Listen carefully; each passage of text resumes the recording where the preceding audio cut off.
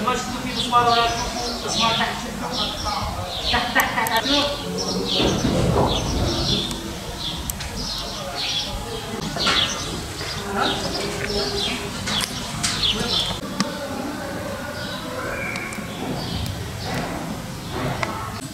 şuraya emanet edeceğim.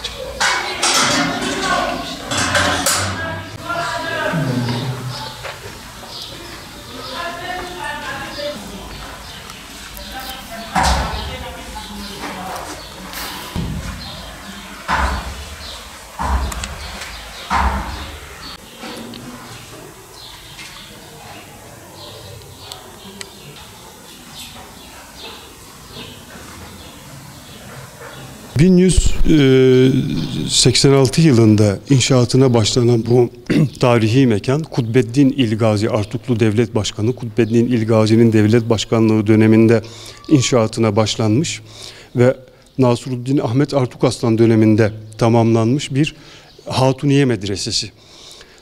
Türk İslam medeniyetinin 1071'den sonra Anadolu'da kurduğu ilk şehir olan Mardin'de sadece bu medeniyetin kurduğu ilk şehir yapısı değil, bu şehir yapısında kurulan müesseselerin, kurumların, mimari yapıların da birçoğunda bu ilklere rastlayabiliyoruz. Mesela burası ilk Hatuniye Medresesi.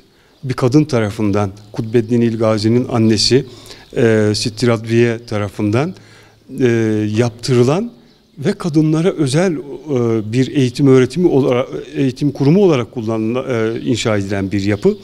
Bu medeniyetin ilki olma özelliğini taşır. 1206 yılında Nasruddin Ahmet Artukaslan döneminde tamamlanıyor inşaat. Artukluların Kudüs valiliğinden sonra Mardin'e dönüşlerinin izlerini de taşır bu medrese aynı zamanda.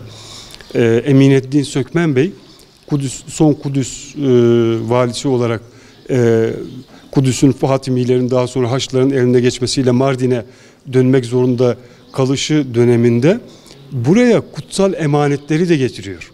Mesela Hazreti Ömer döneminde Kudüs'e hediye edilen Kadem-i Şerif, Peygamber Efendimizin ayak izi, Kudüs'ün o karışıklık döneminde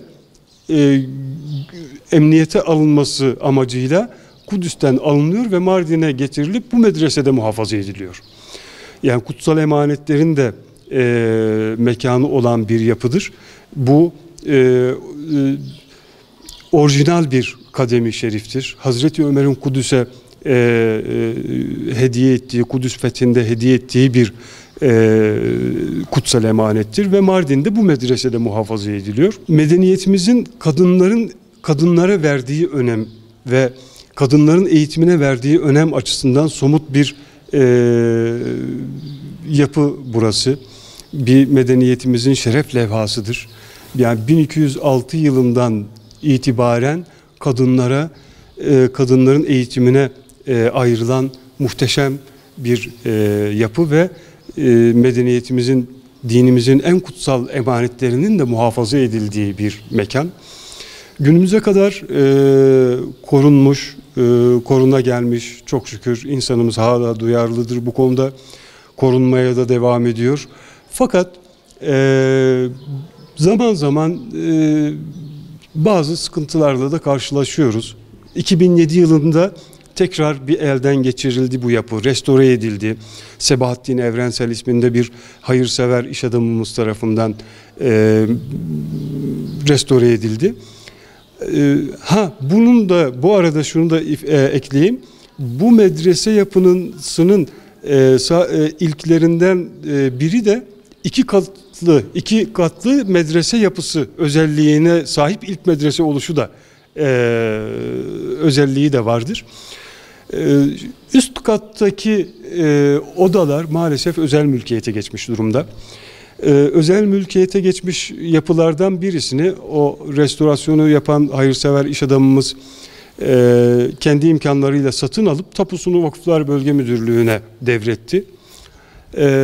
Oranın da açılıp medreseye eklenmesi niyetiyle.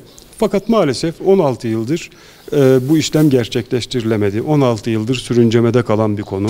Yani diğer özel mülkiyetteki tapuların da alınıp mevcut tapuların da medrese avlusuna açılması gerekiyor acilen. Bu konuda Vakıflar Bölge Müdürlüğümüzün ve Vakıflar Genel Müdürlüğümüzün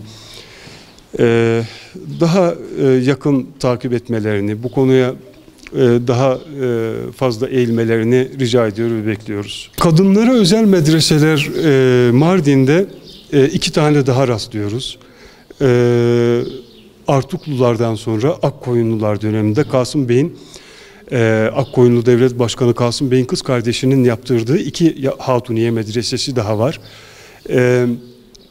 Biri Mardin'de Artuklu'da şu anki ismiyle Teker Mahallesi'nde camisi açık ama medrese kısmının restore edilip ziyarete açılmasına ihtiyaç var. Ve bu ikinci medreseyi de Hatice Sultan Nusaybin'de inşa ediyor. Zeynel Abidin Külliyesi içerisinde ayaktadır. Restore edilmiş vaziyette, ziyarete açık. 3 tane tespit edebildiğimiz Hatuniye medresesi var.